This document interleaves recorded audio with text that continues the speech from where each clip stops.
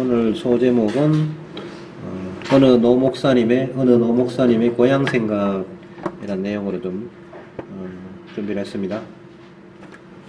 사도행전 2장 41에서 46절 같이 보시겠습니다. 그때 그의 말을 기쁘게 받아들인 자들이 침례를 받음에 바로 그날에 3,000원가량이 그들에게 더해지느니라. 그들이 흔들리지 아니하며 사도들의 교리와 교제 안에 머물고 빵을 떼며 기도하더라. 모든 혼위에 두려움이 임하고 사도들을 통하여 많은 이적들과 표적들이 일어나더라.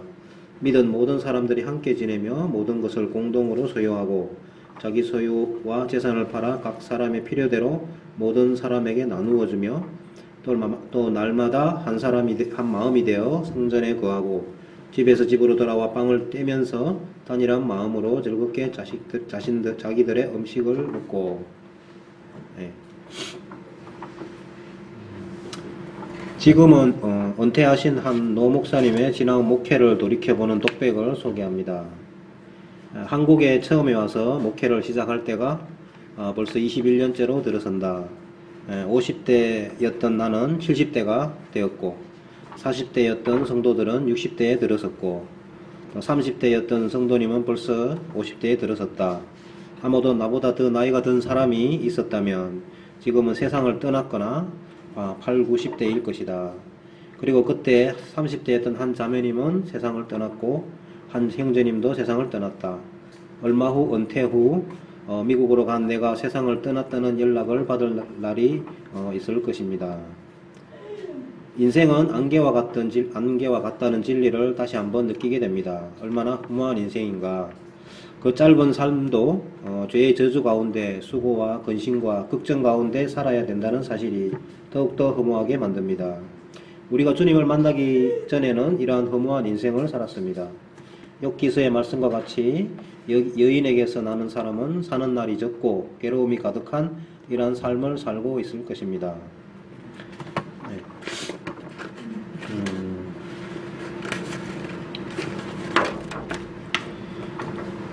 모세는 인생에 관하여 시편 90편에 다음과 같이 말씀하고 있습니다. 우리의 평생이 일식간에 다하였나이다. 우리의 연수가 70이요 강건하면 80이라도 그 연수의 자랑은 수고와 슬픔뿐이요 신속히가니 우리가 날아가나이다. 누가 주의 너의 능력을 알며 누가 주를 두려워하여야 할 때로 주의 진노를 알리이까. 우리에게 우리 나를 계수함을 가르쳐서 지혜의 마음을 얻게 하소서.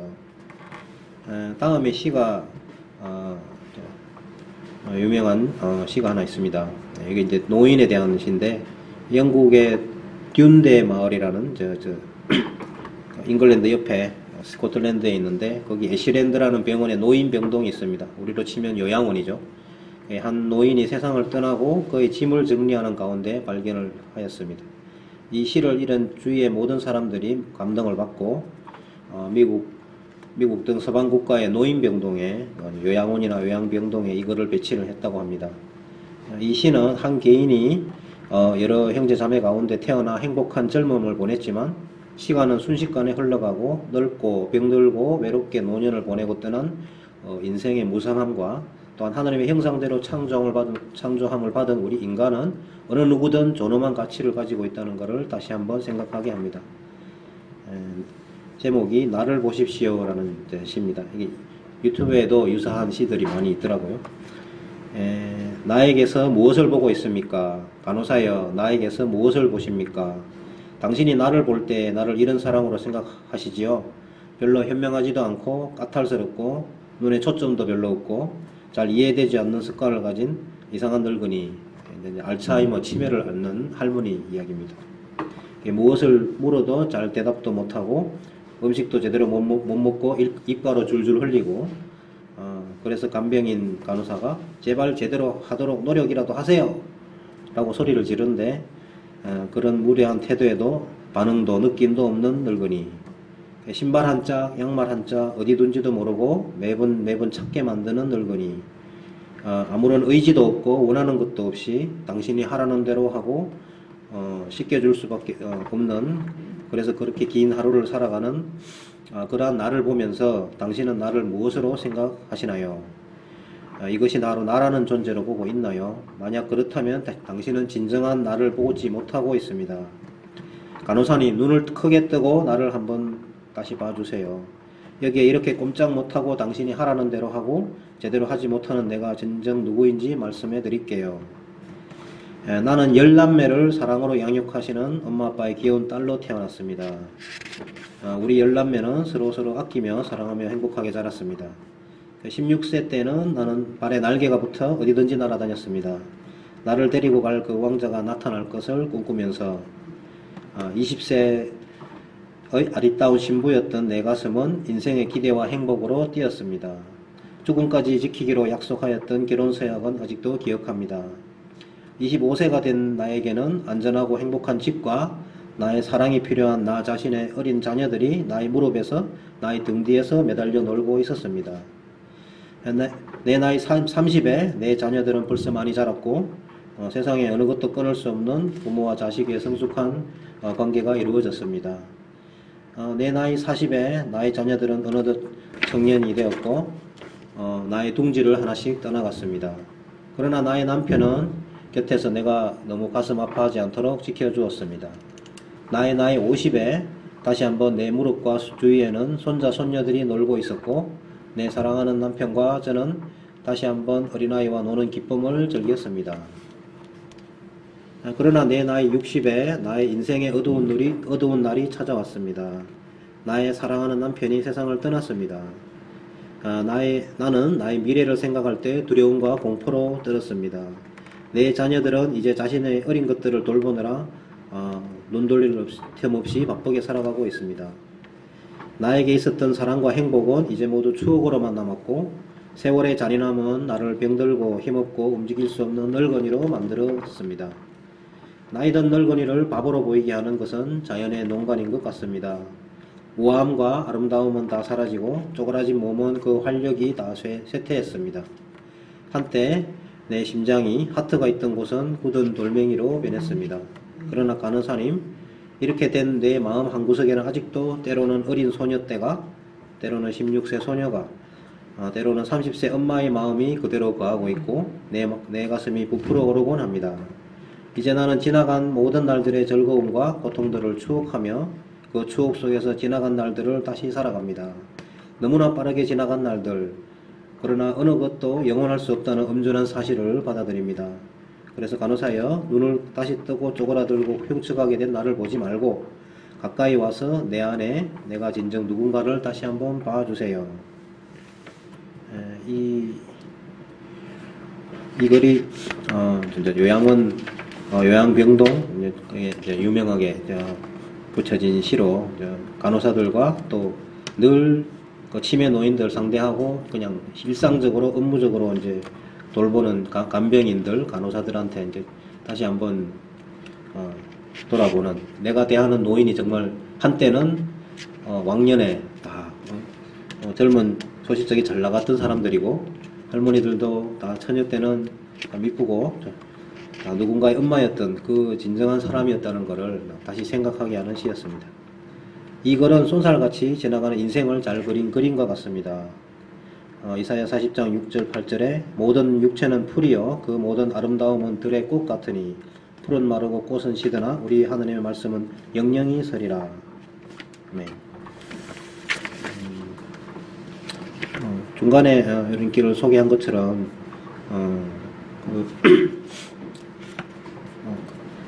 나이든 그 노 목사님은 한때 예수님을 만나서 그분을 주님으로 영접하였고 또 제 저주로서 영원한 해방을 받았고 영원한 생명을 받았고 주 안에서 거룩하고 완전한 하나님의 자녀가 되었었습니다.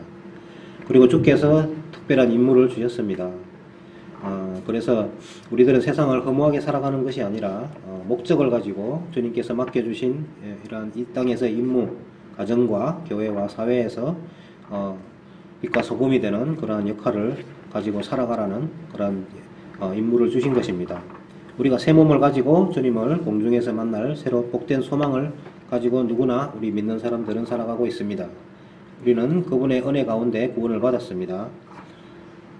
우리 주 예수 그리스도의 은혜를 너희가 알거니와 부요하신 자로서 너희를 위하여 가난하게 되심은 그의 가난함을 인하여 너희를 부욕해 하려 함이라.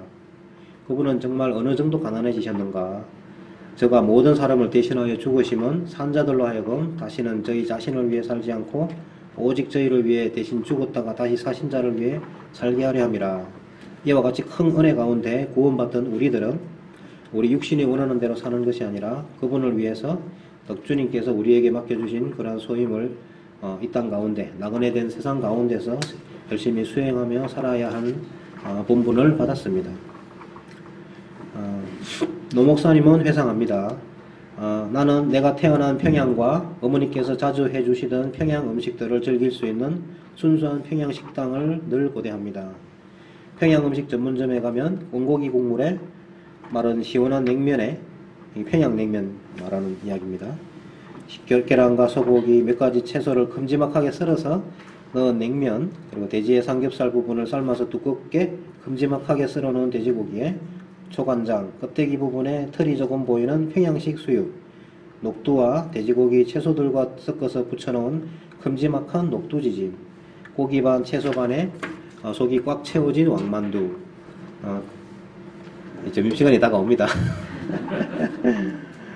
찹쌀수수로 동그랗게 빚어서 엿기름과 설탕과 섞어서 한 달 정도 담가놓은 노티. 노티가 처음 들어봤는데 네이버에 있더라고요. 북한 전통 음식으로.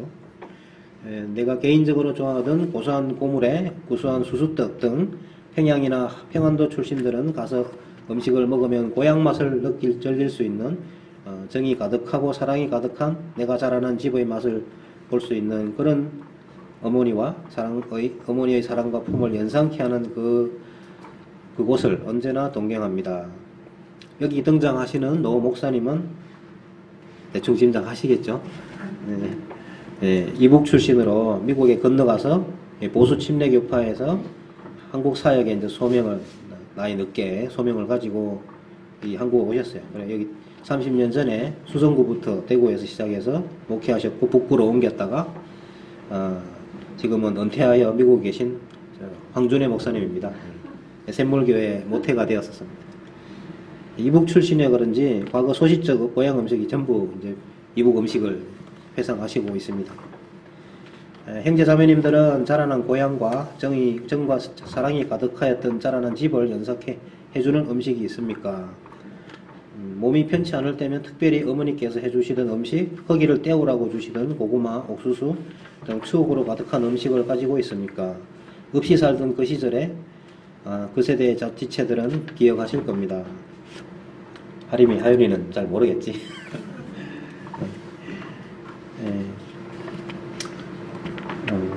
하느님의 말씀과 우리 지체 간의 교제 속에서 우리들은 그분의 사랑을 맛볼 수 있어야 합니다. 초대교회 성도들의 신앙생활은 어떠한 분위기였을까요? 처음에 사도행전에서 언급한 말씀처럼 그러한 분위기입니다. 성경을 통해 보면 첫 번째, 그들은 하느님의 말씀을 즐겼습니다. 저희가 사도의 가르침을 받아 서로 교제하며 떡을 떼며 기도하기를 전혀 힘쓰니라. 그 말씀처럼 우리는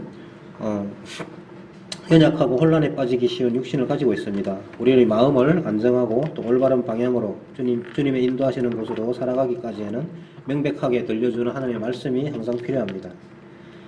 신약과 구약 성경 모두 우리들에게 풍파가 심하고 잘 보이지 않는 환경에 거하는 우리들에게 나침반과 같은 역할을 하셔서 우리의 방향을 제시하십니다. 예수님께서 광야에서 시험 받으실 때 말씀하시기를 사람이 떡으로만 살 것이 아니요 하나님의 입으로 나오는 말씀으로 산다 라고 하셨습니다. 우리의 삶을 올바른 방향으로 제시하는 나침반의 역할을 하고 영의 양식인 하나님의 말씀이 그리워서 또 우리들은 또 이 자리에 말씀을 즐기려 모였습니다. 영혼이 가장 배고파하는 것은 하나님의 말씀입니다. 그리고 우리를 구원하여 주님의 자녀로 삼아주신 주님의 계획을 알기 위해서도 하나님의 말씀이 필요합니다. 우리가 하나님께서 주시는 평화와 안식을 누릴 수 있는 곳을 찾기 위해서도 하나님의 말씀이 필요합니다.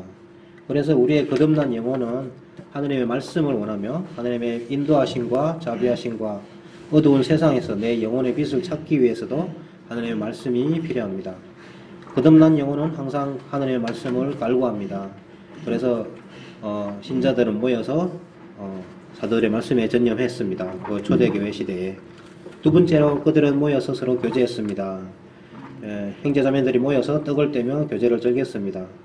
사랑 가운데 하나로 공동체가 된 교회에서는 그 성도들이 천국에 가서나 누릴 즐거움을 미리 맛보는 그러한 공동체였습니다.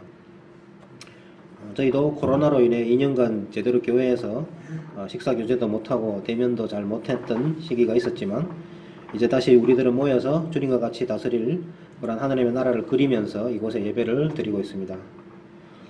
그곳에 언젠가 우리가 도착할 때에 주님은 아마 앉아서 우리를 맞이하지 않을 것입니다. 우리에게 달려와 반갑게 맞이해 주실 것입니다. 우리는 그 고향을 생각하며 그곳을 그리며 생활을 해야 합니다. 그래서 오늘 여기에 모였습니다. 셋째로 그들은 또 초대교회 성도들은 열심히 모여서 기도하였습니다. 우리의 죄를 대신 지고 십자가의 죽음의 자리까지 가실 정도로 우리를 사랑하시고 이 세상 사는 동안 항상 인도해 주시는 그분을 만나서 그분과 가까운 교제를 즐기기 위해서는 우리도 그분에게 향한 은밀한 골방의 기도가 필요합니다.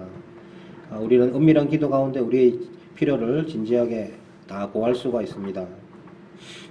우리는 주님께 은밀한 기도 중에 기도를 많이 해야 합니다. 은밀히 보시는 주께 기도하는 것은 시간과 노력과 정성이 들어가야만 가능한 것입니다. 주님과 갖는 은밀한 시간을 통해서 주님께로 나아갈 방향과 지혜를 얻습니다. 네 번째로 초대 성도들은 조금 더 타협이 없는 마음으로 죄를 저항하고 경계하는 삶을 살았습니다. 아무런 노력이나 저항 없이 육이 원하는 대로 행하다가 후에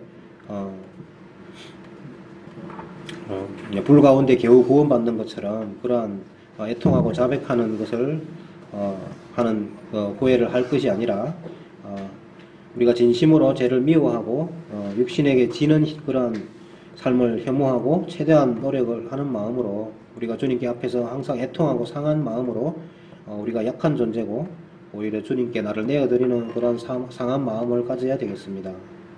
시편 51장 16, 17절 같이 보시겠습니다.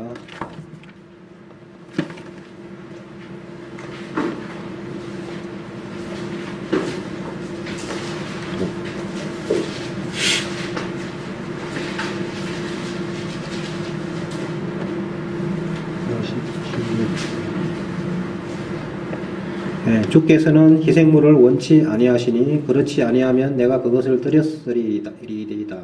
주께서는 번제 헌물을 기뻐하지 아니하시나이다.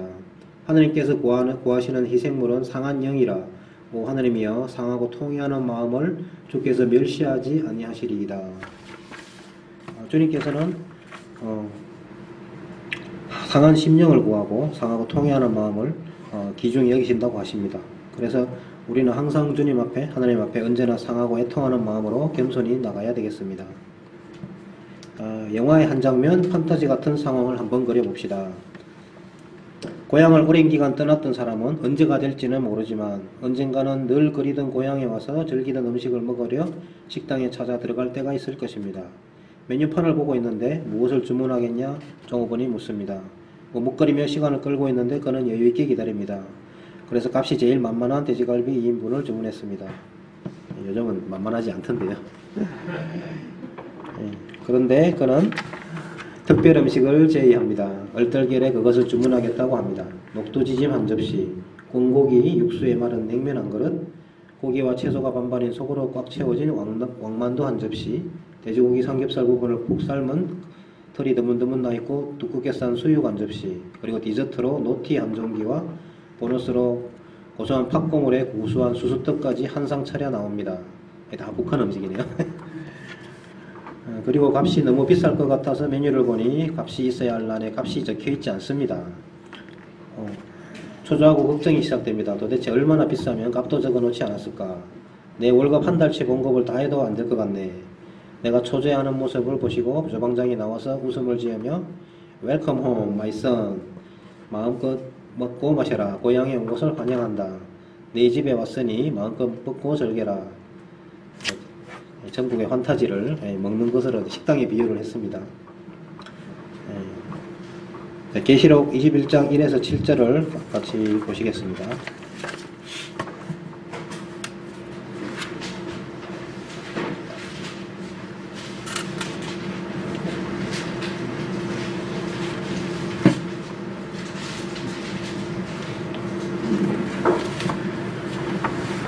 내가 새 하늘과 새 땅을 보았으니 이는 처음 하늘과 처음 땅이 사라졌고 바다도 다시는 있지 아니하였기 때문이더라. 나 요한이 봄에 거룩한 도시 새 예루살렘이 신부가 자기 남편을 위하여 단장한 것 같이 예비한 채 하늘에서 하나님으로부터 내려오더라. 내가 하늘에서 나는 큰 음성을 들으니 이르되 보라 하나님의 성막이 사람들과 함께 있고 그분께서 그들과 함께 거하시리라. 그들은 그분의 백성이 되고 하나님께서는 친히 그들과 함께 계셔서 그들의 하나님이 되시리라. 또 하나님께서 그들의 눈에서 모든 눈물을 씻어주시리라. 다시는 사망이 없고 슬픔도 울부짖음도 없으며 또 아픔도 다시는 없으리니 이는 이전 것들이 지나갔기 때문이더라 하더라. 왕자에 앉으신 분께서 이르시되 보라 내가 모든 것을 새롭게 하노라 하시고 또 내게 이르시되 이 말들은 참되고 신실하니 기록하라 하시며 또 내게 이르시되 다 이루어졌도다. 나는 알파와 오메가요 시작과 끝이라. 내가 목마른 자에게 생명수의 샘에서 값없이 주리라. 이기는 자는 모든 것을 상속받으리니 나는 그의 하나님이 되고 그는 나의 아들이 되리라. 아멘. 형제자매님들, 우리들은 곧 주님으로부터 이 말씀을 들을 날이 있습니다. 점점 가까워 오고 있습니다. 이 복된 소망을 가지고 사시는 형제자매님들이 되시기를 바랍니다. 아멘.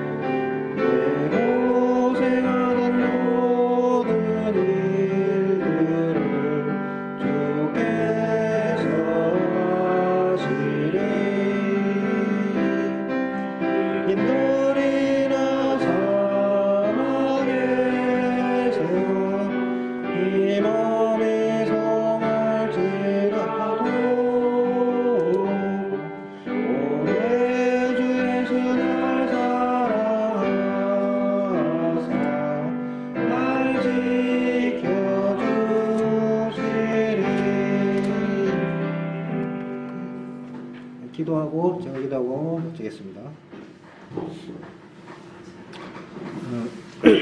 참 좋으신 아버지 하나님, 저희가 하나님을 알지 못하고 저희의 죄로 말미암아 영원한 어두운 가운데 멸망할 수밖에 없었으나 우리 주 예수 그리스도를 보내셔서 그 십자가의 보혈로 말미암아 영원히 하나님과 화평케 하시고 하나님과 사람 사이에 그 휘정을 영원히 찢어주시고 저의 모든 죄과를 주님의 그 십자가에서 해결하여 주신 놀라운 구원의 은혜를 인하여 감사를 드립니다. 그러나 이 땅 가운데는 아직도 어두움의 세력과 하나님께서 허락한 기간 이 사단의 어두운 권세 가운데 아직도 이 세상에 많은 전쟁과 질곡과 고통과 기근과 병환을 앓고 있는 그러한 힘든 세상임을 아옵니다.